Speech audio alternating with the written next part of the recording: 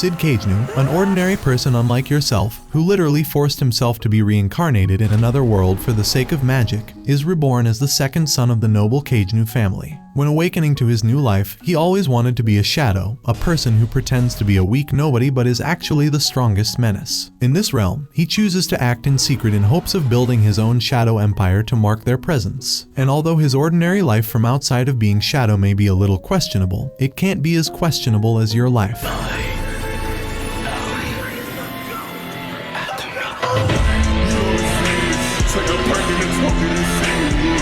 The day starts off with a girl named Nishino, who is currently attending the academy, and just awakened from her alarm after dozing off mid-studying. As she prepares for school, a haunting memory of reporters flashes through her mind, hinting at a painful past that refuses to fade. Unbeknownst to her, a mysterious car, possibly my uncle, begins to trail her as she heads off with her driver. At school, everyone greets Nishino warmly, but her day takes a frustrating turn when a boy she finds irritating named Kagenou repeatedly gets her name wrong. ごめんね、西谷さん。西谷じゃねえよ。 They have been sitting together in class for 3 months, but he still cannot get her name right. Nishino dislikes him. Although she tries to avoid him, she can't completely escape his presence. Despite her calm exterior, Nishino reflects on how she has always pretended to be likable to avoid mistreatment. While standing before a mirror, Nishino recalls her middle school years when a scandal forced her out of show business, leading her to hide her true self behind. As Nishino listens to Kagenou playing the piano, the peaceful melody offers her a brief escape from her harsh reality. Meanwhile, a man who had been following Nishino earlier assaults her driver, leaving him unconscious and squeezes him to the afterlife. After school, when her driver doesn't show up, Nishino is forced to walk home alone. Suddenly, she senses someone following her. Fear grips her as she starts to run, only to be caught by a man who drugs and kidnaps her, and the girls with Stockholm Syndrome probably would have loved this. Just before she lost consciousness, she saw a figure watching from a distance. Nishino wakes up in a dimly lit warehouse, terrified as her captors mock her. One advances on her, desperate and predatory, triggering traumatic memories of a past abduction. Suddenly, a glass bottle shatters against him, and a masked figure, stylish ruffian slayer, emerges. He swiftly takes down the attacker, then faces off against another kidnapper in a brutal fight. Armed with crowbars, the masked man outmatches the knife-wielding thug, before being defeated. He cuts Nishino free, advising caution before vanishing into the night. Dazed, Nishino calls the police, who arrest the captors. Though her father keeps the ordeal quiet, Nishino becomes obsessed with uncovering the identity of her mysterious savior. The next day, Nishino goes back to school, trying to maintain her normal routine. When she sees Kagenou again, she braces herself for another frustrating encounter. But to her surprise, he finally pronounces her name correctly and even looks her in the eye. This unexpected change makes her wonder if there's more to him than she realized, perhaps sensing a delusional connection between them. Later, tragedy strikes as news reports that Kagenou has been hit in a truck accident. Kagenou reflects on his life after death, recalling his lifelong dream to become the Eminence in Shadow, a dream that fueled his every action, even when it seemed impossible. But death is not the end for Kagenou. He is reincarnated in a medieval world where he possesses magical powers. Now leading a team, he embraces his role as the shadowy figure he's always wanted to be, determined to manipulate events from the shadows and achieve his ultimate goal of becoming the Eminence in Shadow. Now we have Alpha, who meets with Sid to verify his information about the cult of Diablos using ancient texts. Though she doubts their mission, Sid reassures her by emphasizing their duty. Sid reflects on his ambition to become the Eminence in Shadow and notes that Alpha sometimes seems like a pick-me. After dying in his past life, Sid reincarnates as a Baron's son in a remote area. His good behavior shocks his parents, leading him to cry to avoid suspicion.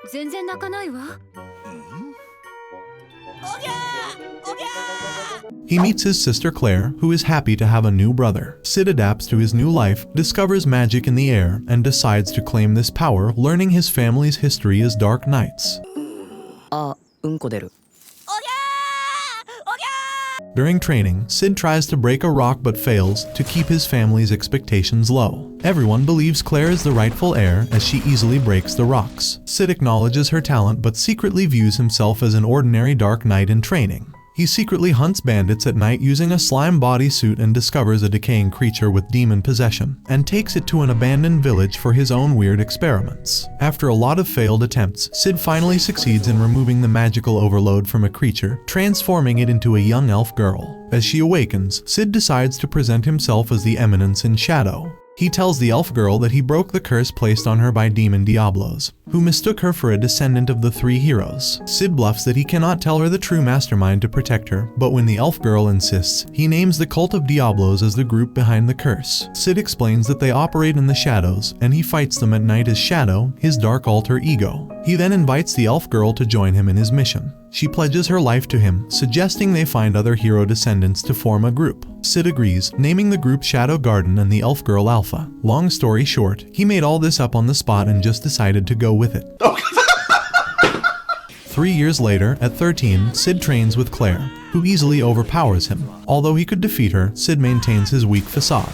After being knocked into a river, Claire concludes he will never improve. Sid reflects on the challenges of maintaining his side character role while knowing his true strength. At 15, Dark Knights can attend Migger Academy. Claire is abducted before she can leave, leaving her parents distraught. Sid's mother scolds his father and they argue.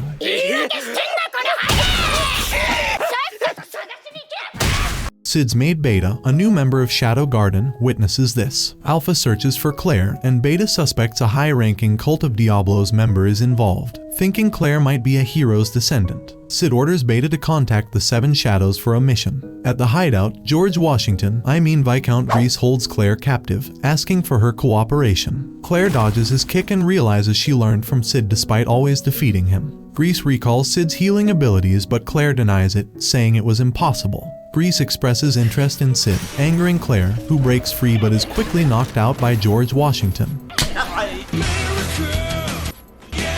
One of Washington's men reports an intruder. However, the Seven Shadows eliminate his men, and Alpha confronts him, revealing their mission to destroy the Cult of Diablos. Grease, realizing he is outmatched, boosts his magic and escapes, but Alpha is confident Shadow will handle him, and just then he runs into Shadow. Though it wasn't intentional, Sid, being clueless, wandered aimlessly until he was hopelessly lost, coincidentally ending up in that very place. Grease launches an attack, but Shadow effortlessly counters, turning the encounter into a lesson by teaching Grease how to master magic in just 3 steps. As Shadow defeats him, Grease issues a warning: never underestimate the power of the US. In a desperate move, Grease summons a powerful creature, but Shadow, unfazed, eliminates him with ease.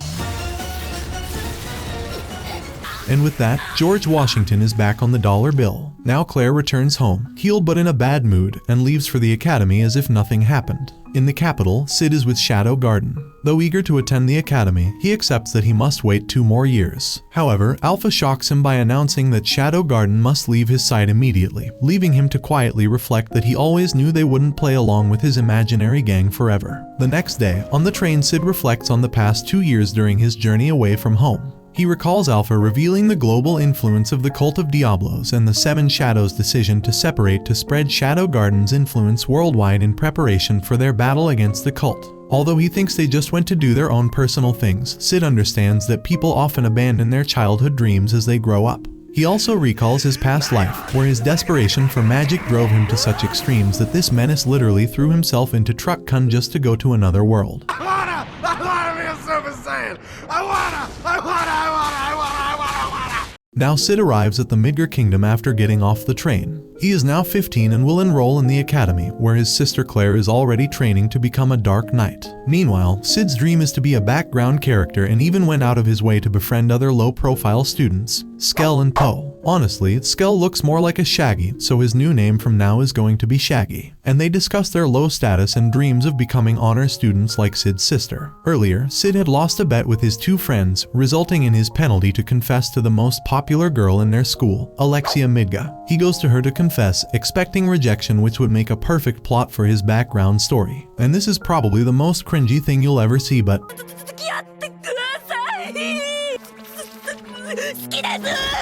to everyone's shock, Alexia accepts his confession.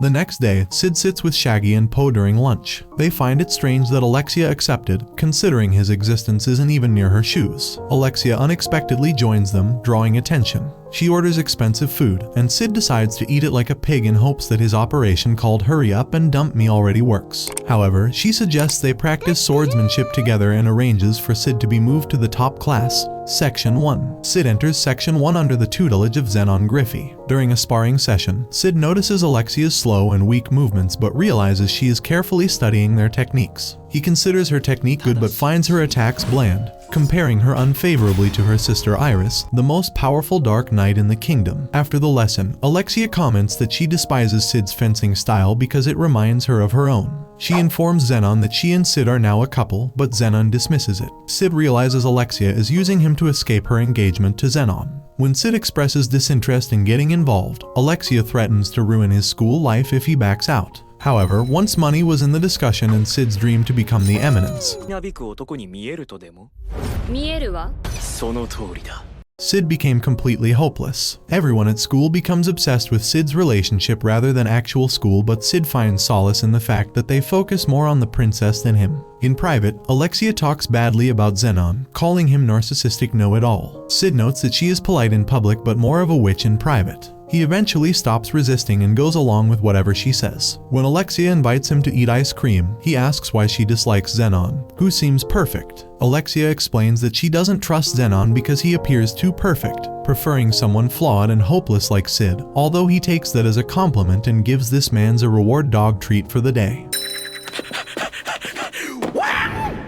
Alexia tells Sid she found his fencing puzzling but captivating. Despite wanting to match her sister Iris's skill, she felt she'd never get there. Sid reassured her he genuinely liked her style, which touched Alexia, who then revealed Iris had said the same but didn't grasp her frustration. Sid shared he values certain things deeply, including her fencing. Alexia, angered, demanded an explanation, leaving to Sid revealing he gets upset when people criticize things he cares about. As the train stopped, Alexia said goodbye, and Sid felt their pretend relationship was over. The next day, Shaggy and Poe apologize to Sid for revealing everything to Alexia. They tease him about his progress with her, but Sid assures them nothing significant happened. As they approach the school gates, Zenon and two knights stop Sid, informing him that Alexia is missing and he is the prime suspect. Realizing the seriousness of the situation, Sid surrenders. Alexia wakes up to find herself chained by a magical seal and wonders if Sid is responsible. However, she soon notices a strange creature resembling her ex and a deranged scientist approaches, claiming to have found royal blood. When Alexia asks if he kidnapped her, the scientist ignores her and begins drawing blood to use for resurrecting a demon. Meanwhile, Sid endures torture by the Night Order as the suspect that captured her. Although, it's not really enduring, considering Sid is actually just enjoying this and pretending to be a mere background character, going so far as to fake cry when the man pierces his leg.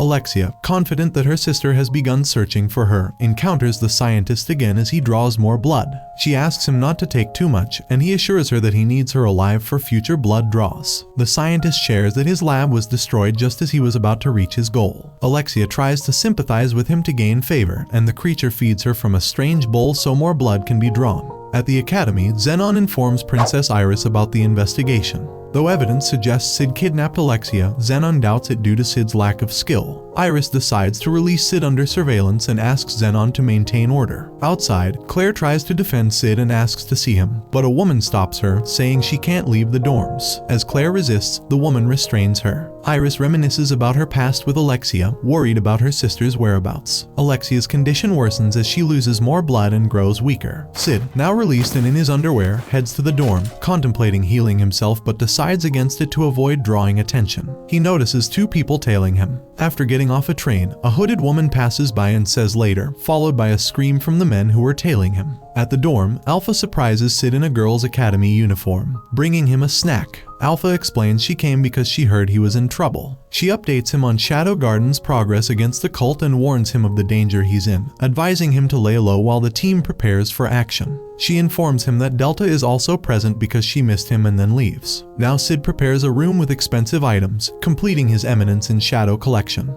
Beta arrives, excited, and informs Sid that 114 members are ready for their mission to attack Diablo's cult and rescue Alexia. Sid is surprised by the number, but Beta misinterprets his reaction. でも雇ったのか。 She shares their plan, with Gamma leading and Alpha and Delta assisting. Sid gives her a letter, saying the world will soon know them. The two men who tortured Sid discuss a missing surveillance update. As they see Sid, they throw a boot at him to frame him for stealing Alexia's boot. but Sid, seeing through their BS, hears a noise and realizes Sid's pursuers have been defeated. Sid with a smile gets his revenge on them, and in his shadow persona, they are wiped out. Meanwhile, Iris is informed of attacks on 8 locations and decides to fight on the front lines. Alexia, still imprisoned and weak, hears the blast and realizes help is on the way. The scientist approaches her with a box, knowing the end is near. He injects a prototype into the monster, which grows into a giant, kills the scientist, and breaks Alexia's chains. Confused as to why the creature is helping her, Alexia escapes the collapsing building. The creature continues to grow, terrifying the people. Alexia finds a key in the scientist's pocket, frees herself, and starts running. She encounters Zenon, who reveals he funded the scientist's research. Although angered, Alexia remains calm, having suspected Zenon was too good to be true. Zenon reveals that he seeks a position in the Knights of Rounds using her blood to gain wealth and fame. Alexia attacks with a move inspired by Iris, but Zenon mocks her for copying her sister. He disarms her and plans to take her with him. Just then, Sid arrives in his shadow form. As Shadow makes a dramatic entrance, Zenon recognizes him as the one who destroyed minor cult bases. However, Zenon dismisses him as a coward for only targeting weaker cult members and boasts about his position as a key cult member in future 12th seed of the rounds. As Zenon attacks, Shadow swiftly moves behind him, moving faster than your girl does to the next one. Now standing near Alexia, now mocking Zenon. In the Midgar Kingdom, a monster is rampaging, causing chaos and injuring many. The knights are unable to harm it, but Iris Midgar arrives and manages to wound it. However, the monster regenerates. Iris cuts off its arm and pushes it into a building, but it still recovers. She decides to cut it into smaller pieces, but Alpha intervenes, accuses Iris of causing it unnecessary suffering, and defeats the monster with a single blow, transforming it back into a human girl. Alpha retrieves a pendant and warns Iris to stay out of Shadow Garden's business before leaving. In the underground capital, Shadow faces Zenon, who admits he underestimated Shadow after witnessing the destruction of cult bases. Zenon, planning to prove his power as a future Knight of the Rounds, intensifies his attacks, but Shadow skillfully counters, ultimately causing Zenon to fall into the water. Alexia watches them in awe, admiring Shadow's exceptional swordsmanship, recognizing it as the ideal technique she aspired to as a child but never felt capable of achieving. She reflects on her feelings of inadequacy compared to her sister Iris and the ridicule she faced for her ordinary fencing style. Alexia is inspired by Shadow's display and begins to understand the true meaning of Iris's praise. After delivering a fatal blow to Zenon, the confused and enraged Zenon demands Shadow reveal his true identity. Shadow introduces himself as part of Shadow Garden, an organization that operates in the shadows. Zenon dismisses this as madness. While Alexia gets nosebleeds, she grows curious about the organization. Zenon, in a desperate attempt to gain power, takes red pills that transform him into the Third Awakened. He attacks Sid, but Shadow easily blocks and mocks him. Shadow criticizes Zenon for relying on borrowed power and defeats him with hand-to-hand combat. Shadow then uses his ultimate move, I Am Atomic, to obliterate Zenon. After the explosion, Alexia finds herself safe at the center of the crater and notices improvement in her swordplay. Iris arrives and hugs her, relieved she is unharmed. The next day at the academy, Alexia meets with Sid, whose name has been cleared of kidnapping charges. Alexia thanks Sid and suggests continuing their pretend relationship, but Sid declines, leading Alexia to attack him in frustration. 続けてみないかなって。お断りだ。 Meanwhile, the Seven Shadows review their success in destroying the cult's bases and vow to track down schizo imposters misusing Shadow Garden's name. In a destroyed area, Iris discusses with Knights Glenn and Marco about the cult of Diablos and Shadow Garden. She plans to form a new investigation team to explore both organizations, and they agree. Meanwhile, Sherry AC silently bumps into a bloodied Sid, who offers to help her, leaving Sherry rizzed. A citizen is attacked and begs for his life, but the assailants end him while manically chanting, "We are Shadow Garden." At the academy, Shaggy and Poe ask Sid about his relationship with Princess Alexia, wondering if they've visited the Plow Town. Sid tells them they've broken up, which disappoints his friends, who fear Sid will remain a nobody. Shaggy suggests visiting the Mitsugoshi Company for its delicious chocolate, and Sid, intrigued about this world's chocolate, agrees to go. Meanwhile, Iris shows Sherry an unstable artifact. Iris explains it was discovered during the cult of Diablos in Sident. She encourages Sherry, despite her doubts, to help decipher it, as Sherry is the most talented researcher and Sherry's father supports the idea, believing it's a valuable opportunity, so Sherry agrees to it. Later, Sid and his friends arrive at the chocolate shop, with Poe worried about making it back before curfew due to rumors of a killer at night. But Shaggy reassures him that, as dark nights, they shouldn't fear a killer. Sid notices the shop's architecture resembles modern Japan. While waiting, a woman invites Sid for a survey, but only Sid is chosen. She takes Sid inside the shop bigger than her melons. Inside, he finds the shop reminiscent of modern times and is led to a room where he meets Gamma, dressed hot enough to give grown man nosebleeds, and is surrounded by elf women. 頭はいい。運動能力は最悪だ。 Gamma credits Sid for her success, having created the shop based on his past life's wisdom of shadow. Sid learns the company's massive 1 billion zeni profits and feels amazed that something he taught led to such success. 少なかったでしょうか。 いや。 Gamma also mentions some imposters using the Shadow Garden's name in recent killings, which Sid decides to investigate. As Sid leaves, he meets Nu, a new member of their organization. Sid manipulates Gamma into giving him free chocolates and takes a gold coin when she is not looking. Now, Sid and his friends rush back to the dorms, but Sid hears sword clashes and sends his friends ahead, pretending to need the bathroom.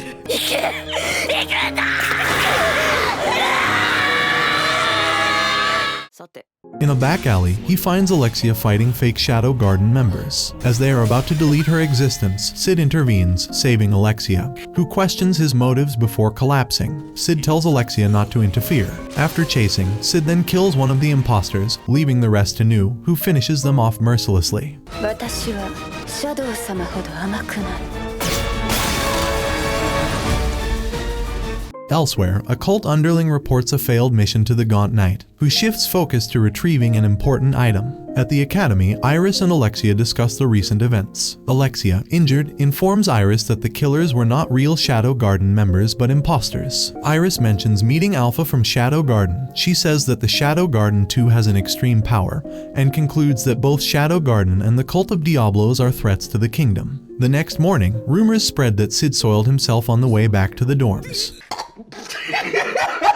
Nervously, Shaggy and Poe try to change the subject by asking if he got the chocolate, which Sid confirms. During lunch, Shaggy nervously gives chocolate to a girl he likes, but gets beaten up by her fiancé. While Poe, learning from Shaggy's mistakes, approaches another girl more cautiously. Sid decides to give chocolate to the first girl he sees, so he gives it to Sherry, who is puzzled, recalling a past encounter with Sid. Sherry later takes the chocolate to her research room, where her father, Lutheran, explains it's a gift for love at first sight. He encourages Sherry to consider her response, emphasizing the importance of social interactions alongside research. He starts coughing, worrying Sherry, but he reassures her about his health. Lutheran expresses pride in Sherry's growth, believing her mother would be proud too. Sherry holds the chocolate, too anxious to focus on her artifact research. She recalls her father telling her the chocolate is a gift and that she should respond. She wonders how to reply to Sid, who must be waiting for her answer. She eats the chocolate and notices her love meter rising.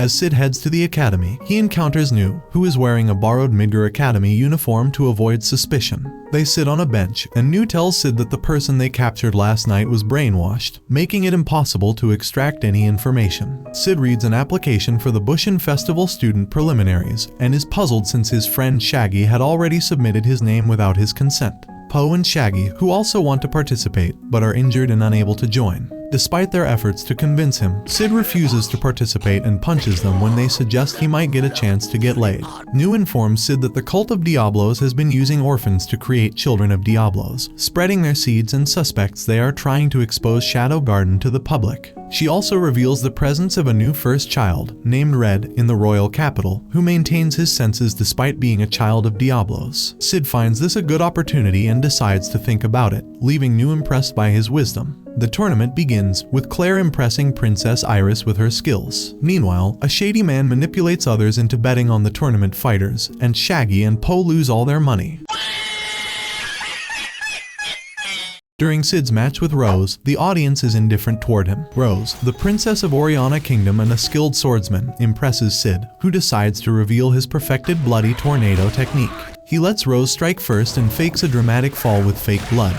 playing the role of a background character. Despite seeming to lose, Sid refuses to give up, wanting to test more techniques. Rose, intrigued by his determination, gives her all but is stopped by the referee. She wins the match but feels a newfound respect for Sid. Later, Sid leaves the infirmary, wishing for another chance to showcase his techniques. Sherry, who has been anxious about Sid, stops him and offers him cookies she made. Sid, unaware of her feelings, agrees to be her friend, realizing she is the daughter of Lutheran Barnett, someone he prefers to avoid to keep his identity secret. Lutheran asks Sid to take care of Sherry, who has been through a lot. That evening, Sherry contemplates visiting Sid but hesitates, recalling his past relationship with Alexia. She visits Alexia, who assumes Sherry is there about the artifact. Sherry, however, asks about Alexia's relationship with Sid and is relieved to learn they were never dating, though Alexia is irritated. As Sherry leaves, Alexia's frustration is evident as she breaks her coffee cup in anger. 5 days later, Sid returns to school, noticing little has changed except that people seem nicer to him. Shaggy and Poe talk about the student elections, and Rose announces a student council vacancy. Meanwhile, the Gaunt Knight and his warriors activate a barrier around the school. Alexia finds the gate closed and discovers a dead guard. Sid, unable to use his magic, observes ninja-like men claiming to be from Shadow Garden taking over the academy. Rose resists but loses her magic and is about to be defeated when Sid saves her, injuring himself in the process. The fake Shadow Garden attacks Sid's class, prompting him to reflect on how every man dreams of saving his school from terrorists, and for him, this dream is now coming true. He contemplates various possibilities, ultimately deciding that a background character should be the first to die in such an attack.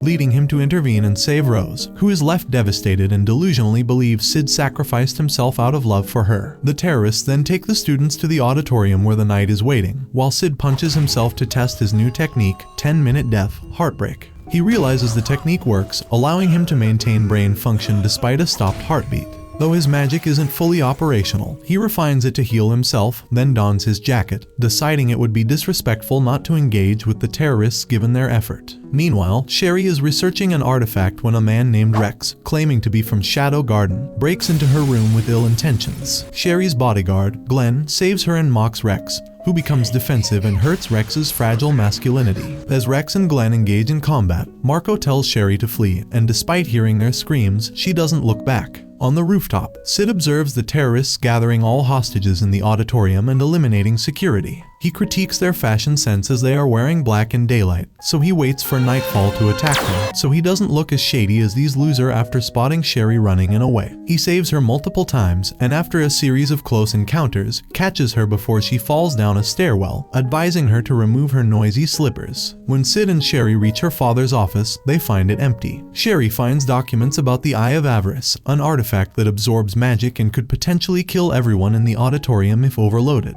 Sid notes the imposter's use of magic, and Sherry explains the artifact's selective absorption capability. She plans to use her artifact to control the eye and prevent disaster by reaching the auditorium through hidden passages. Sid, finding her plan decent but weak in parts, offers to retrieve the necessary tools from her office. Meanwhile, Rex boasts about their plan's success, but the Gaunt Knight orders him to retrieve the artifact from Sherry, warning of severe consequences if he fails. Rex mentions their men being killed by a skilled individual, suspecting Shadow Garden's involvement. As Rex and his men traverse the academy, Sid intercepts and easily defeats them, leading Rex to realize Sid's power surpasses any artifact before Sid finishes him off. 網にかかった瞬間俺は気づける血まみれだったぜずいぶん無理 At Sherry's office, New closes Glenn's eyes, noting his defeat despite being a prestigious knight. She is about to kill Marco when Sid interrupts, and New reveals Marco is her fiancé. Sid instructs New to help him collect items needed to research the artifact, explaining that the Eye of Avarice blocks magic and stops working near another artifact. After Sid leaves, New spares Marco, telling him he has been saved for another day. Sherry begins her research as the Academy Knights gather in the auditorium. Meanwhile, Gamma prepares everything, and Sherry asks for her father's wisdom to help decipher the artifact. The whole school is under a magic barrier and no one can escape or enter the area. The magic forces surrounded the school, but they panic too. They know that they are going to face a dangerous foe. All captive students are in the hall, and they aren't tied up because, with their magic, they are unable to fight anyone. Barnett and Sid are together in the room and they are performing an exorcism. Barnet gets successful, and she can control the Eye of Avarice from shutting their magic down. Sid asks her about what they are going to do about the hidden tunnels, and Barnet opens the secret passage so that they can help her father. Barnet's mother was killed in front of her eyes, and she started living with her mother's friend, who became her father. She decided that it was her time to repay her father and help him. Barnet decides to go ahead alone, and Sid is left behind. Rose starts panicking because she is under a lot of pressure, and then a student gets shocked. Barnet sees that Klaus is using the Eye of Ava, Rice, and she uses her spell to repel it. Once the barrier is removed, Rose rushes ahead to attack the soldier. The soldiers are afraid now because the magic is released. Klaus orders them to kill all students, and he starts walking away. Sid jumped from the roof, and he brought Shadow Garden members with him. They all start helping students, and Rose commands everyone to escape from the auditorium. Klaus lit the fire all over the school and disappeared. Rose and the other students escape in time, and Iris meets Rose outside of the school. Rose tells Iris that a mysterious organization, Shadow Garden, wiped out all the terrorists. Only Barnet is left inside the school because she is still searching for her father. Klaus is in the principal's room, and he lit fire on all the books. Sid meets him and guesses that he is Barnet's father. Klaus removes his mask, and he is Ruslan in reality. He is surprised that Sid recognizes him so fast, and Sid asks him a question about why he is doing all that. Ruslan tells him that he once reached the top of the sword-fighting world, but he desired more than that to cure his disease. At that time, he met Barnet's mother, R, who was an unfortunate woman but intelligent, Inti, and he funded her research. So on. When Barnet's mother developed the Eye of Avarice, she knew that it was dangerous, so she decided to hand it over to the government for safekeeping. That's when Ruslan decided to kill her and obtain that artifact. Barnet never realized anything, and she adapted her mother's research. Ruslan tells Sid that he just used Barnet all the way. Sid and Ruslan start fighting, and Ruslan cuts him and throws him out of the window in an instant. Suddenly, Ruslan heard a voice behind him, and it was Shadow. Ruslan gets nervous and uses the Eye of Avarice to beat him. But Shadow can block all the attacks. He slashes Ruslan's shoulder and asks him if that was the best he could do. He couldn't believe that Shadow was stronger than him, even though he was using the Eye of Avarice. Ruslan says that he already made a plan to put all the blame on him and escape. Shadow tells him that he is really to accept blame for any crime, but it isn't going to change anything, that he is walking on the righteous path. Shadow starts stabbing Ruslan in his body and killing him the same way he killed Sherry's mother.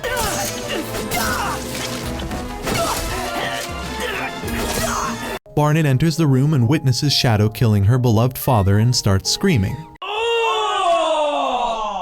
Shadow decides to not let her know about the real identity of Ruslan. Later, Alpha sees the wanted poster of Shadow and starts laughing. She knew that Shadow accepted all the blame and also knew that they were going to do their work no matter what. The school closed, and Sid got an early summer break. He met Barnet, and both of them started talking. Barnet thanks Sid for his help and tells him that she decided to go far away. Sid asks her about what is going to happen, but Barnet says that it is a secret and goes away. As the school was half destroyed, the students were gone on early summer break. It is quiet at the dorm, too, and Sid decided to stay. He doesn't have much to do either, and when Nishino comes to meet him, he is hiding. Sid receives a letter from Alpha, and it is an invitation to his new mission in the sacred land, Lindworm. All members of Shadow Garden live at Lindworm.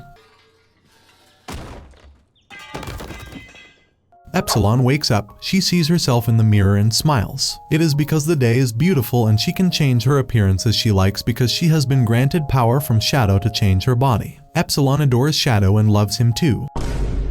On the other hand, Beta imagines Shadow in her script, and she also loves him. She gets exhausted from writing and decides to get some fresh air. Epsilon and Beta confront each other and start arguing. Ohayo, Epsilon. Ohayo, Beta. New met them on her way, and she says that she got direct directives from Lady Alpha. Iris and Alexia are in the shopping mall. They plan to visit the sacred land and want to prepare for their trip. The manager meets them and shows them a few women's undergarments, thong. Iris panics and tells Alexia not to touch them because they are too short. Alexia is excited and enters a changing area with Iris. There was a fire in a school, and many students got injured. Rose rushes toward the infirmary, and she starts searching and finds Sid alive. She gets happy and hugs him. She tells him that it is a miracle he survived. But it was all a dream. Rose is sleeping on Sid's arm and gets dull because of the small space. ちょっと距離を置こう。 They both are traveling together in a train and probably going to the sacred land. Sid knew that he could just wait till nightfall to sprint toward the sacred land, and admitted that his idea of taking an economy class seat on a train like a normal student was a mistake. Rose happens to see him at the train station and decides to go with him. Rose guesses that Sid is going to attend the goddess trial, and he agrees with her. She starts adoring him and gets in love with him even more. しかし、女神から力を授かった伝説の She says that if he can pass the goddess trial, it will be easy for her to talk to her father about their marriage. What? Bro, what are you talking about, man? Rose gets stuck with Sid and tries to sleep with him at night, but he hides himself like usual. He knew that the trip was going to be a drag. They both arrive at the town and it is really beautiful. At the hotel, Sid reflects on his indifference to most things but still cares deeply about the hot spring. Despite rumors he doesn't bathe.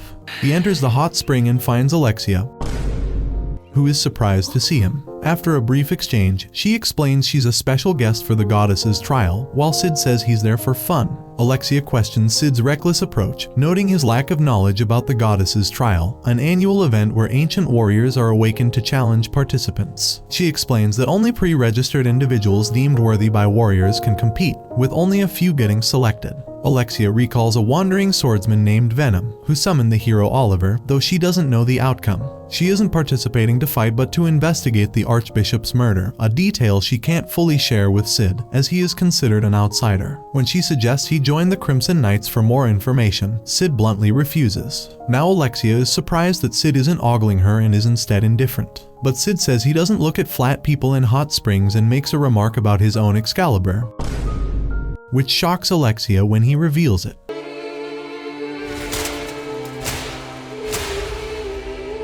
Hot diggity dog. In the field, the new Archbishop, Jack Nelson, opens the goddess trial. Alexia dislikes him for canceling her audit and assigning the Archbishop's murder investigation to the church. She plans to return to the capital to regain authority but worries it might be too late to recover crucial evidence. Meanwhile, the crowd goes wild over Natsume, a popular author sitting next to Alexia. Despite her perfect appearance and her large knockers, Alexia dislikes her for her pick-me behavior, believing she's worse on the inside. Natsume also dislikes Alexia, resenting her princess status and the rivalry over the Lord's Shadow. The trial begins as Jack activates a pink Hello Kitty-themed magic circle, covering the entire stadium. As the first contestants from Oriana Kingdom enter, someone in the audience explains that even if an ancient warrior is summoned, the contestant can't leave until one is defeated, and last year, someone even died. Another person asks why anyone would risk their life, and the first explains that defeating an ancient warrior earns a high medal and a chance to join any knight order in the world. Sid, sitting nearby, wonders if he'll get a chance to showcase his eminence powers, though he doesn't want to break the rules, so he plans to save his grand entrance for later. As Sid ponders where Alpha is, she and the rest are investigating the town. At night, Sid yawns in the stadium, hoping the event will end soon. Just then, they call the last contestant, Sid from Midgar Academy, for Dark Knights. Sid scoffs at the boring name but realizes they're calling him. Nelson is impressed, assuming the participant must be skilled. Natsume is surprised, while Rose hopes this will lead to a bright future as she was the one who submitted Sid's name. Sid considers his three options: resign from his role as a background character and fight, but that might reveal his powers if a strong ancient warrior appears, run away, but that could get him expelled and anger his sister, or choose a third option. As the announcer is about to cancel the match, a flashy purple light distracts everyone, revealing a shadow on the field. Sid chooses to confuse everyone, knowing they'll be baffled by the diversion. The Shadow introduces himself, worrying Rose and confusing Alexia. Jack mocks the Shadow, but Shadow Sid summons Aurora, the Witch of Calamity. Aurora attacks, but Shadow dodges every strike. Shadow reflects that, for them, the battle is like a conversation, given their shared psychotic sadism. Jack thinks Shadow is losing, but Natsume notes he hasn't been hit. Shadow Sid then pierces Aurora's chest, defeating her. The stadium's shield breaks, and powerful magic spreads, with Alpha observing from a distance. After the battle, Sid reflects on how everyone is likely focused on the Shadow, forgetting about him, a minor character. He considers going to a hot spring but encounters a magical gate that follows him, realizing he can't avoid it, so he decides to enter. At the stadium, another magical gate appears, causing Rose to wonder if a warrior will emerge. The Archbishop explains that the sanctuary is responding to the Shadow. Jack clarifies that the sanctuary's door only opens annually, never during a trial, and it only lets worthy people enter. He panics when the door opens and orders an evacuation. Jack hears a noise and sees the Shadow Garden. Alpha instructs everyone to behave until the door closes, leaves Epsilon behind, and enters the gate. Rose questions Epsilon, who mocks them and takes Jack and Natsume hostage. Alexia suggests letting Natsume die to avoid dealing with another annoying person. As the gate closes, Epsilon asks Jack to follow, but he refuses and orders his guard to attack her, who slices through Epsilon fake melons, which awakens her divine woman rage. Epsilon kills the guard in a rage and threatens Jack, who denies seeing anything. Epsilon drags Jack through the gate, taking Natsume hostage, while Alexia and Rose follow. Inside the gate, Alexia and Rose land on Natsume's mighty talents, and Alpha dismisses their intrusion. They learn they have entered the sanctuary, where the demon Diablos' left arm is sealed. Alpha reveals their mission is to learn about the cult of Diablos, not retrieve the arm. Alpha leads them to a statue of the hero Oliver, surprising Alexia, who thought Oliver was male. Alpha realizes the true history of the cult and its goals. Jack panics upon learning Oliver was a possessed elf, and Alpha reveals that the cult's goals go beyond reviving the demon. Now Alpha uses her demon power to open a gate, revealing a white place that is actually a graveyard of ancient memories and grudges. Hero Oliver stands beside Alpha, who explains the place's significance. Sid finds himself in a room with the Witch of Calamity, Aurora, who denies summoning him but praises his strength. She explains that she doesn't know how she ended up on the battlefield. Sid dismisses her information as useless and plans to leave,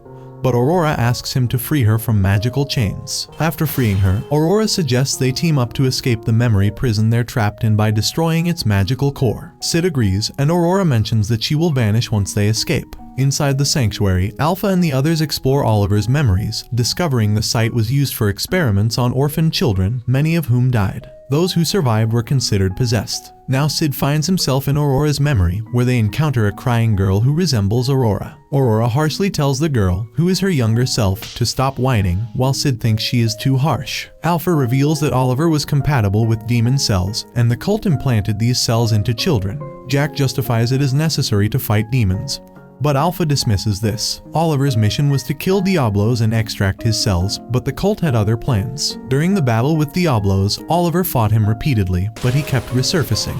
The cult sealed Diablos' left arm and researched it, leading to the creation of capsules containing Diablos' cells, but with undesirable side effects. Jack reveals that he was involved in creating the capsules, which grant power and stop aging. Alpha corners Jack, who admits the capsules are called beads of Diablos, but they have flaws. She exposes Jack as the 11th of the rounds, and Delta kills him before he can transform into a demon. Jack reemerges in his demon form, breaking the memory. Some elves remain, while others are teleported to a white space. Jack makes his clones to fight, and both sides brace for battle. Delta defeats Jack's clones in the White Room, even without magic. Jack reveals that the sanctuary drains power from others while boosting his own. Confident in his strategy, he creates more clones to move closer to the sanctuary. Delta eagerly anticipates more fighting. Meanwhile, Sid and Aurora walk through a void and suddenly fall onto a battlefield. 重い 気のせいでしょ。 They encounter a younger version of Aurora, who asks for Sid's sword to cut down her younger self but is interrupted by zombie guards. Sid saves her, speculating that the soldiers are antivirus defenses. Aurora explains that if she dies, she will likely return to the room where Sid first found her. At the same time, Epsilon and the other elves face a possessed girl. A white light makes her disappear as she approaches. Epsilon explains that the place is similar to the goddess Trial, reacting to the memories of the possessed. They find a library with records of failed experiments. Realizing they can't take the material with them, one elf uses a rollopoid camera to capture the information. As they approach the sanctuary's center, the elves start losing their magic, entering a weeb's dream, causing one elf's clothes to disappear. Suddenly, Epsilon slime chestnuts fall on the ground. Everyone starts glaring at it. Epsilon quickly retrieves her fallen slime talents, pretending nothing happened. 何かあったかしら。いえ、何も。 While Sid fights zombies with ease, Aurora struggles without her powers. She observes Sid's skills and humorously compares him to a gorilla. Realizing that fighting without magic is tiring, more and more zombies emerge, so Sid kills the younger Aurora, ending the memory. Sid and Aurora escape the memory and find a large gate locked by golden chains with a sword nearby. Aurora identifies it as the sanctuary's center. When Sid tries to break the chains, Aurora stops him, explaining that only a direct descendant can wield the sword. With no other options, they decide to wait. Meanwhile, Delta continues her brutal fight against Jack's clones. After defeating them, she escapes the memory and confronts the real Jack, who is shocked by her ability. Delta mocks Jack, explaining that his clones share one brain, making them easy to defeat. Epsilon reunites with them as they gather information, so they get ready to leave. Alpha explains that their goal was to cut off the power source and learn about the sanctuary's defenses, not to fight. They leave, ignoring Jack's threats. Alone, Jack plots to take Alpha's blood to perfect the beads. he gets a notification that some people are still in the sanctuary's center and heads there with Oliver. At the center, Sid asks Aurora if she truly wants to disappear. She clarifies that destroying the core will likely set her free, as they are trapped in a repeating memory prison. Sid tells her to wait, believing that things will work out. Just then, Jack and Oliver appear. Disappointed that Jack is the protagonist, Sid notes that Oliver resembles someone he knows. Jack mocks Sid, saying he will never open the door and is doomed to die. Jack sends Oliver to attack. Sid assures Aurora he has everything under control. As Oliver attacks, Sid's sword breaks and he is thrown across the room. Despite his injuries, Sid continues to smile, confusing Jack. Oliver attacks again, but Sid stands up, shocking Jack. Sid comments that battles without conversation are meaningless, and since Oliver has no heart, she isn't responding to him. Jack orders Oliver to finish Sid, but Aurora, grateful for the new memories Sid has given her, asks him to stop and let her handle it. Jack laughs at her helplessness without magic and offers to spare Sid if she helps him with the cult's plans. Sid interrupts, stating he doesn't need help and won't lose. Jack, furious, orders Oliver to kill Sid, who then opens his right eye, revealing that he has finally got it. Sid successfully captures and bites Oliver, causing her to disappear, which leaves Aurora in a state of shock. Meanwhile, Sid emits a sinister aura, and Jack, surprised that Sid survived the attack, questions how he managed to do so. Sid explains that the human body can endure much if the vital organs are protected, which he finds beautiful. Jack, thinking Sid has lost his mind, mocks him for defeating Oliver without magic but warns him not to be overconfident, as he only defeated a clone. Subsequently, Jack summons multiple clones of Oliver to attack Sid. Despite the overwhelming numbers, Sid eventually defeats them using his magic. Nelson is astonished by Sid's ability to wield magic, which Sid explains was absorbed and then solidified. Jack argues that such a feat is impossible for a human and orders the clones to attack Sid again. However, Sid, undeterred, powers up even more, and after getting slightly injured, he laughs and casts a powerful spell. As the battle intensifies, Sid whispers a command, resulting in a massive explosion visible across the city, shocking the Shadow Garden. Atomic. In the aftermath, Sid finds himself in a void near Diablo's chained arm. As he approaches it, he suddenly wakes up in Aurora's lap. Aurora, relieved, asks how he survived. Sid reveals that he used magic to move his heart, impressing Aurora. However, as she touches him, she begins to disappear. She confesses that she summoned Sid to fade away but has now created an unforgettable memory. Before vanishing, she advises Sid on what to do when he meets the real her. Meanwhile, Alexia, Rose, and Natsume witness the explosion and suspect it's the work of Shadow. Alexia feels powerless, fearing she will lose everything she cares about. Rose agrees, noting that many secret organizations seem to be at work. Alexia proposes they work together to gather information, and they form a team to investigate further. In another part of the city, Epsilon reports to Alpha that the sanctuary has been destroyed, and the magical core obliterated. Alpha suspects Lord Shadow's involvement and directs their next mission to be in the royal capital of Midgar. They also confirm that Aurora was the Witch of Calamity, also known as Demon Diablos. After receiving this information, the Shadow Garden executives vanish, preparing for their next move. Elsewhere, Rude meets with Gamma to discuss opening a new shopping center, but Gamma reminds him of Mitsugoshi's ongoing reconstruction efforts. Despite Rude's insistence, Gamma ultimately agrees to purchase all the property on the street after learning of a petroleum reservoir in Rude's domain. Gamma plans to redevelop the city, aiming to make it a major hub in the Vegalta Empire. The Shadow Seven discuss Delta's absence and discover she's still in the Sacred Land. An elf jokes about leaving her there until she gets cold and returns. When Alpha arrives, she reminisces about their childhood training with Sid at a temporary base, where they prepared to face the cult of Diablos. She recalls Sid's promise to share his wisdom and teach them to be self-sufficient. Meanwhile, Iris and Alexia discuss Jack's involvement in the cult and the need to investigate the divine teachings, despite the secrecy surrounding the sanctuary. Iris hopes that winning the Bushin Festival will gain her the support needed to take action. Alexia worries about potential interference from the Shadow Garden or the cult of Diablos, but Iris is determined to win. When Iris questions how Alexia ended up in the sanctuary, Alexia evades the question, leaving Iris resolved to win the festival and prove her strength. Finally, Rose trains in fencing, trying to replicate a technique she saw during Shadow's rescue. However, she experiences pain and discovers a mysterious red growth on her chest. Sid watches everyone from the clock tower as they prepare for the Bushin Festival. Fighters come from around the world to participate. Suddenly, Sid has an idea. Since everyone, including sponsors, fighters, and spectators, is there to witness strength, he decides to enter the tournament using his powers. As he gets lost in his delusions, he plans to pretend to be weak and then impress everyone by winning, expecting applause. Sid meets Gamma, who rushes to him, dropping her peach pie. 今日はどのような Gamma asks how she can assist him, and Sid requests a disguise to enter the Bushin Festival. When Gamma inquires about the reason, Sid refuses to reveal it. Gamma doesn't press further and prepares a closet full of items for him. She applies a cream that mimics human skin, transforming Sid's appearance. Gamma suggests the identity Mundane Man, a lazy character with a tragic story. Sid likes the idea and adopts the disguise, even changing his voice to match the character. In the capital, Anaros, one of Volgata's 7 blades, notices Sid disguised as Mundane Man and warns him against joining the festival, assuming he'll lose. Mundane advises her not to judge by appearances and dismisses her offer of help. Pleased that his disguise is effective, Sid is then confronted by Quentin, who overhears and mocks him, telling Sid to go suckle on his mama's balloons, leading to a brief scuffle. Anaros intervenes, warning Quentin off, and apologizes to Sid for not stepping in sooner. She introduces herself, and Sid, still as Mundane Man, quietly leaves. Sid registers for the festival, lost in his thoughts about how he will be celebrated. People notice his odd behavior and think he is losing his mind.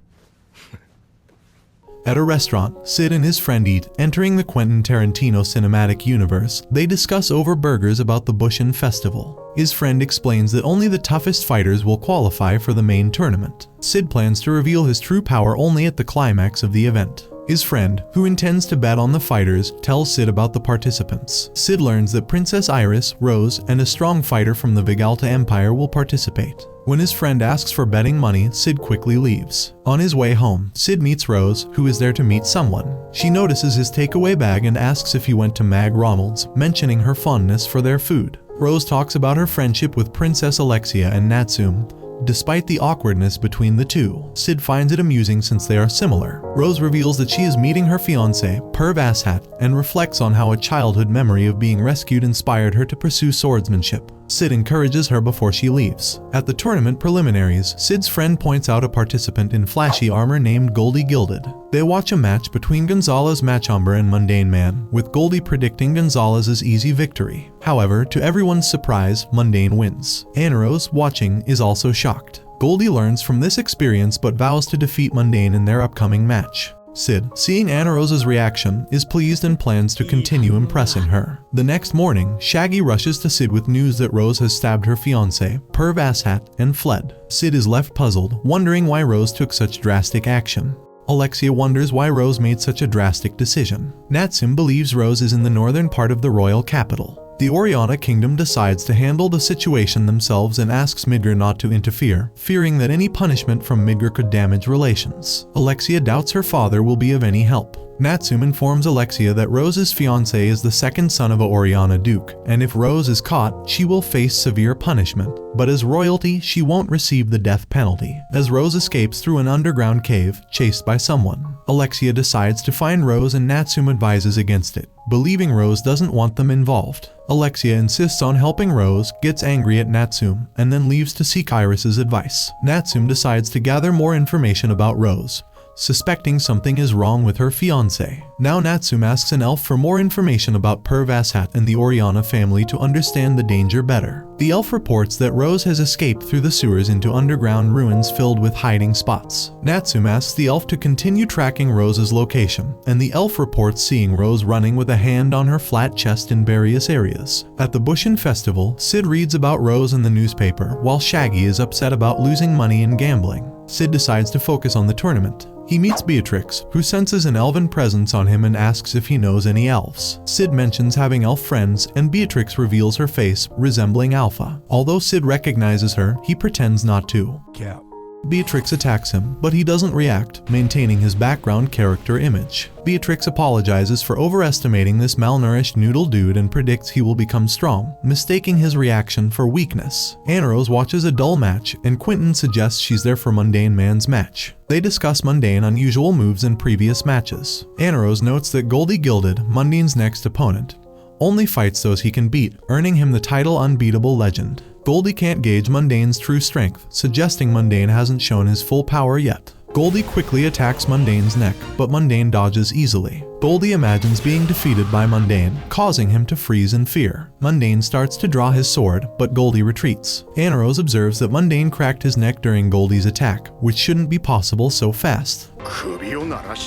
こうゴキゴキっと Goldie tries to provoke Mundane, but Mundane remains still. Goldie unlocks his full power and attacks, but Mundane's small scream causes Goldie to fall back. The audience is stunned when Mundane wins. Anarose remarks that Goldie's potential as a Dark Knight is impressive, and Quentin is shocked to learn that Mundane's sneezes coincided with his sword swing, making it seem like an attack. Iris meets with Perv Asshat, who dismisses her concerns about increasing security at the Bushin Festival. He argues that the Oriana Kingdom should handle its internal affairs, frustrating Iris, though the king agrees with him. Iris controls her anger. Mundane defeats Quentin effortlessly, leaving the audience baffled by his continuous wins. As Mundane doesn't seem to be doing anything, his opponents keep losing on their own. His next fight is with Anarose, and his chances of winning are slim. After the battle, Sid wonders why Quentin's face seems familiar. Anarose confronts him, admitting she underestimated him and warning that he can't win against her with the same moves. Mundane smiles subtly, offending Anarose. Mundane then removes the armors on his arms, revealing they were holding him back. Anarose, trying to mimic his neck-cracking move, puzzles Mundane. In the tunnel, Rose fights off a soldier, instructing her to seek treatment since she didn't hit any vital areas. Mundane is badly beaten by his opponent. He claims he's shown only a fraction of his power, but Sid is unsure how much was revealed. Shaggy arrives with a flyer that declares Rose a wanted criminal, and he suggests capturing her for a reward. Sid, uninterested, wishes Shaggy luck since they're best friends. Sid admires Rose for rebelling against her fiancé and wishes he could have seen her courage. When Claire visits Sid, he quickly changes and jumps out the window with Shaggy to avoid her. Sid and Shaggy part ways. Sid wonders if Rose escaped safely. He wishes he could ask Rose what inspired her to have a Gone Girl moment. Walking through the city, he hears piano and recalls being forced to learn it in his past life. Though initially a chore, piano became an escape and helped him focus on training. Over time, his interest grew and he learned to appreciate melodies. As Sid hears a familiar melody and finds Epsilon playing the piano. After her performance, Epsilon reveals that Moonlight Sonata is her favorite among the songs Sid inadvertently taught her, which has brought her fame and an invitation to perform in Oriana Kingdom. When Sid asks about Rose, Epsilon mentions that Beta is handling the situation and that Rose is rumored to be in the tunnels under the royal capital. Before leaving, Sid thanks Epsilon and praises her figure, flustering her while his eyes linger on the piano. Alexia learns from Iris that Rose's fiancé is working with the cult. Natsume agrees but points out they lack evidence. Alexia's father warned her not to get into trouble, stressing the need to convince people and the government if they want to expose the cult of Diablos. Iris found no useful information after visiting King Oriana, and Alexia worries the cult will soon attack their kingdom. They enter an ancient underground passage meant for royal escapes, now a maze since all maps, keys, and codes were lost long ago. Alexia believes Rose may have used the passage and they're there to find her. Natsume complains about not being informed of the danger, but Alexia insists they can retrace their steps if needed. Natsume, frustrated, follows her lead. Inside the tunnels, Rose's condition worsens. She reflects on her decisions, questioning if attacking Perv Asshat was right. She recalls her father acting strangely, Perv and the soldier's sinister smiles, revealing their allegiance to the cult. In anger, she attacked Perv, but was labeled mad and had to flee. Perv threatened her to surrender before the Bushin Festival, or he would make her father kill a guest. Rose doubts her impulsive decision, thinking surrender might prevent a war. She remembers Sid's belief in her and dreams of marrying him, but feels it's now impossible. Her condition worsens, but she follows the sound of a piano and finds Shadow playing. Rose claps for Shadow's performance, and he confronts her when Rose says she wants to protect her people but feels powerless. Shadow advises her to stop fighting, but Rose refuses, wanting a better future. Shadow offers his power, and when Rose asks if it can change the future, he says it depends on her. Rose accepts, and Shadow's power heals her, removing the mark on her chest. Shadow should be brand ambassador for Pink Ribbon. Shadow tells her true strength lies in one's way of being. After Shadow leaves, cult members attack Rose, but she easily defeats them with her new power. Shadow's power feels like sunshine in Rose's darkness. Now Alexia and Natsume sense Rose's energy and find her. Rose reveals she's gained new power but refuses to involve Alexia. Alexia reminds her of their promise to protect what they care about, but Rose says she can't back out now. Alexia tries to stop her by force, but Rose easily overpowers her. Rose puts her on the ground. Rose apologizes and leaves, with Natsume not stopping her. Natsume notes that though they come from different places, they share the same ideals, believing their paths will cross again soon. At the hall, authorities investigate the missing piano. What are you doing? What are you doing? Nothing. Me? Just hanging around. Sid returns to his dorm wishing he had his own piano, but is surprised to find his sister still waiting for him.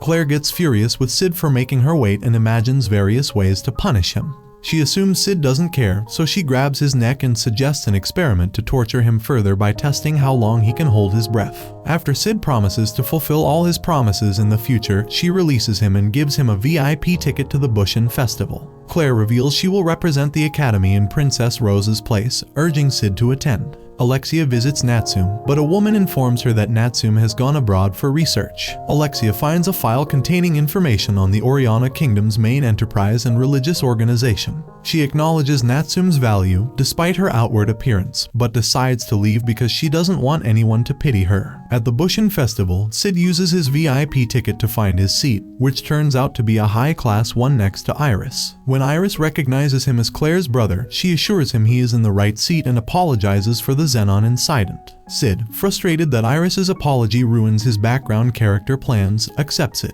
When Iris asks about his friendship with Alexia, Sid downplays it, saying he only used to collect her gold coins, confusing Iris. An attention-seeking woman asks Iris who might win the festival, and Iris names Anaros, a former member of the Vegalta's Seven Blades. Another student praises Iris, but she admits she wants to win as the fate of the Royal Bushin method and her kingdom depends on it. Sid mentions another strong fighter, Mundane Man, whom he claims will face Anaros next. Iris is unsure of Mundane capabilities, while another girl describes his speed but criticizes his lack of skill. Sid is pleased with the reputation he's created for Mundane. As Sid leaves the arena, he encounters Beatrix, who asks if he's seen an elf resembling her. 無視した？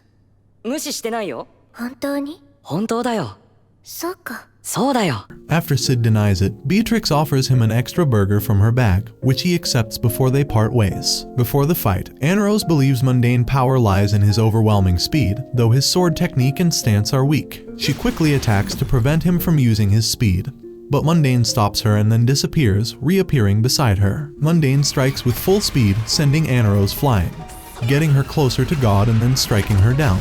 Anaros acknowledges his power, realizing that if there had been magic in his attack, she would have been finished. Despite her attempts to counterattack, Mundane dodges and defeats her. Iris, surprised by Mundane's strength, finds it suspicious that no one knows anything about him. In the next round, Iris prepares to fight Mundane, confidently stating he hasn't reached her level.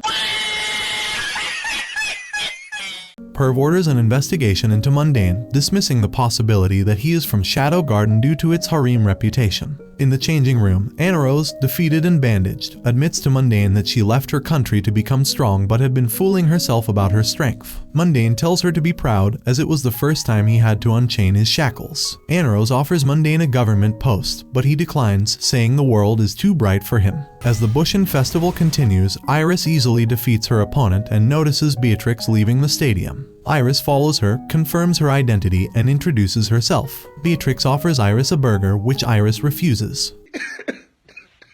On his way home, Sid reflects on his performance at the festival and contemplates how to defeat Princess Iris. He considers either disappearing after defeating her or creating chaos by announcing a battle between everyone. When he arrives home, Claire confronts him about the match, making Sid fear for his life. Meanwhile, Rose is at Midgar Academy, changing her clothes. She holds a burger wrapper that Sid gave her and plans to move forward with her plans. Iris pushes herself hard in training, reflecting on her past successes when she easily defeated opponents. As others praise her, she wins the Bushin Festival, and they consider her the pride of the Royal Bushin Festival. However, Iris becomes furious, recalling Alpha telling her to stay away, and merely watch as an audience member. She also felt helpless during an academy attack and when her father dismissed her concerns about the divine teachings, advising her not to be stubborn and risk the kingdom. Iris is determined to prove she's not a useless waste of eggs. Meanwhile, Sid enjoys the perks of his VIP seat, sipping coffee. Iris joins him, and they discuss her upcoming match. Iris tries Sid's coffee with milk and sugar, finding it delicious. 王女様と優雅な朝食ナウとネットでバズること間違いなしだな。 At the same time, guards stop Beatrix from entering the arena. Iris intervenes, introduces Beatrix, and they sit next to Sid. who is annoyed by the attention Beatrix draws. Beatrix reveals she's looking for her niece, who resembles her. Sid recognizes Beatrix's true strength as War Queen, though she hides it by appearing clumsy. Meanwhile, Perv controls the King of Oriana with a foul-smelling medicine. He plans to manipulate Rose and use the King of Oriana to cause conflict between two kingdoms. Though Perv worries about Mundane Man, whom he suspects might be from the underworld, and deploys soldiers to deal with him. As Perv and the King pass Beatrix, she notices the bad smell, leading to an awkward interaction. Iris introduces Beatrix to Perv, who recognizes her as the elf who awakened the hero's blood. Perv wonders about Beatrix's presence and contemplates taking her down, but proceeds with his plan as long as Rose shows up. Perv then sees Sid leaving the arena for a bathroom break, which disgusts him. The battle begins with Claire defeating her opponent, but Perv sees her as no threat. In the next match, Iris faces Mundane Man. The crowd cheers her on, boosting her ego, but she is unsettled by Mundane mysterious power. As the fight begins, Iris experiences the sensation of losing limbs due to Mundane deceptive attacks. Meanwhile, Claire searches for Sid, who is not in his seat. Claire regrets sharing jeans with him. Rose, in disguise, tries to enter the arena. Rose wakes up on the ground, recalling what happened. Mundane provokes her and she senses danger. As she approaches him, she again feels the sensation of losing a limb and wonders if it's an illusion. Iris realizes Mundane power as his striking range covers the entire arena. Meanwhile, Rose heads toward the VIP area, finding cult members lying on the ground. She encounters the Shadow Garden, who encourages her to fulfill her mission. In the arena, Iris struggles against Mundane's attacks, realizing his incredible skill. As she prepares to strike, she notices Mundane's sword is still sheathed. Realizing she is under an illusion, Mundane cuts her sword and beats her, shocking the audience. Her father, disappointed, leaves, and Perv is left stunned by Iris's defeat. Beatrix, impressed, wants to fight Mundane. As Rose is about to end her life, Mundane stops her and kills the cult members. Rose demands he reveal his true form, and Mundane unveils himself as Shadow, surprising Rose as she realizes he is the stylish bandit slayer who saved her in childhood. Shadow urges Rose to get her act together and continue her fight, which she does. When Perv tries to stop her, Shadow wounds him with his sword. Perv calls for reinforcements, but none arrive as Shadow Garden has already dealt with them. As they prepare for the next stage of the fight, Beatrix challenges Shadow,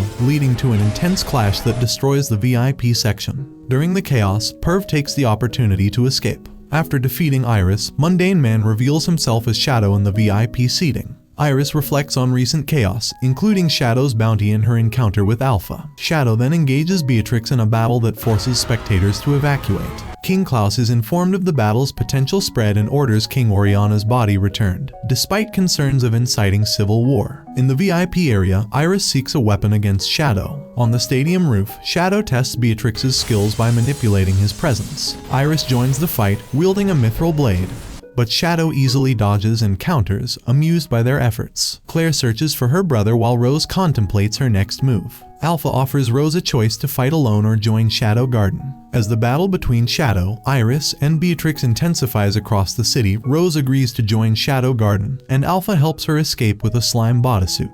On the speeding train, Iris demands to know Shadow's identity, but he evades her questions. Shadow uses a secret art to control water, but Iris evaporates the attack. Beatrix breaks his crowbars, but Shadow continues to fight. Aneros leaves the train station, promising to meet Mundane again someday. Now on the tower, Beatrix adapts to Shadow's tactics, while Iris attacks wildly. Shadow tells them they cannot defeat him with borrowed power and easily counters their moves. As Iris warns him that the entire kingdom is against him, Shadow laughs and expands his magic across the capital.